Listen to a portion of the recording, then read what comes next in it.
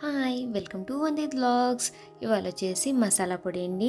మా అత్తమ్మగారు చేస్తున్నారు. చాలా పర్ఫెక్ట్ కొలతలతో చాలా టేస్టీగా ఉంటుంది. ఈ మసాలా పొడితో ఎన్నో రెసిపీస్ కూడా ఉన్నాయి, త్వరలోనే పోస్ట్ చేస్తాము.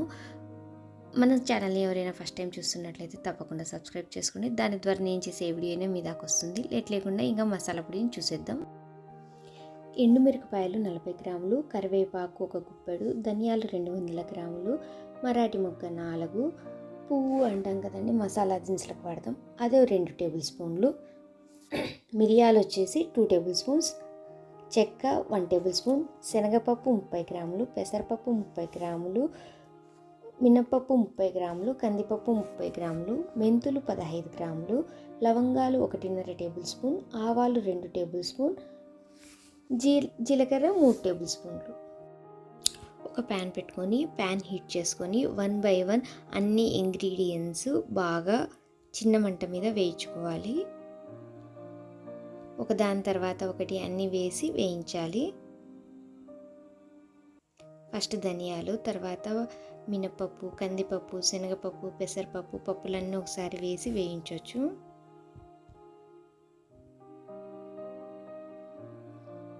మనకి పప్పులు అనేది మంచి కలర్లో రావాలి, అప్పుడే మనకి మంచి ఫ్లేవర్ ఉంటుంది.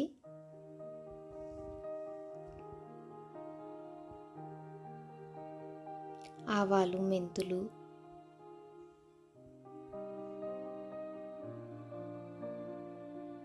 అన్నీ ఇలా సపరేట్ వేయించుకోవడం వల్ల బాగా వేగుతాయండి. అన్నీ ఒకేసారి వేస్తే కొన్ని ఫాస్ట్గా వేగుతాయి, కొన్ని స్లోగా వేగుతాయి. అందుకనేసి ఇలాగ సపరేట్గా వేయించుకోవాలి.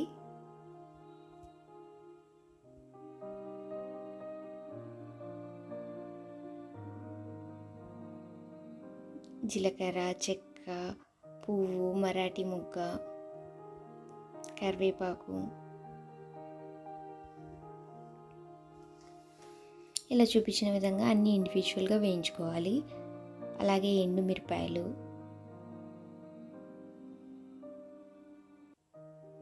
ఇలా వేయించినవన్నీ చల్లకి పెట్టుకోవాలి. చల్లారాక మనం మిక్సీ పట్టుకోవాలి. జల్లెడ పట్టాక పైన వచ్చే రఫ్ని మరి మిక్సీకి వేసి స్మూత్ పౌడర్ వచ్చేలా చేయాలి. ఇలాగ జల్లెడ పడితే మనకి చాలా స్మూత్గా పౌడర్ వస్తుందండి. దేంట్లో వేసుకున్నా చాలా మంచి టేస్ట్ ఉంటుంది. ఈ మసాలా పొడితో ఎన్నో వెరైటీస్ చేయొచ్చండి. ఎటువంటి రైస్ ఐటమ్స్ కానీ దేనికైనా చాలా చక్కగా ఉంటుంది. దీంతో మా ఇంట్లో చేసే స్పెషల్ ఐటమ్స్ త్వరలోనే పోస్ట్ చేస్తాను. ఇలా జల్లెడ పట్టుకున్న దాన్ని మనము ఒక 8 కంటైనర్లో స్టోర్ చేసుకుంటే ఎన్ని రోజులున్నా పాడవదు. మీకు ఈ మసాలా పొడి నచ్చినట్లయితే తప్పకుండా లైక్ చేయండి. అలాగే మీ ఫ్రెండ్స్కి, రిలేటివ్స్కి ఈ వీడియోని షేర్ చేయండి, సబ్స్క్రైబ్ చేయండి. Thanks for watching.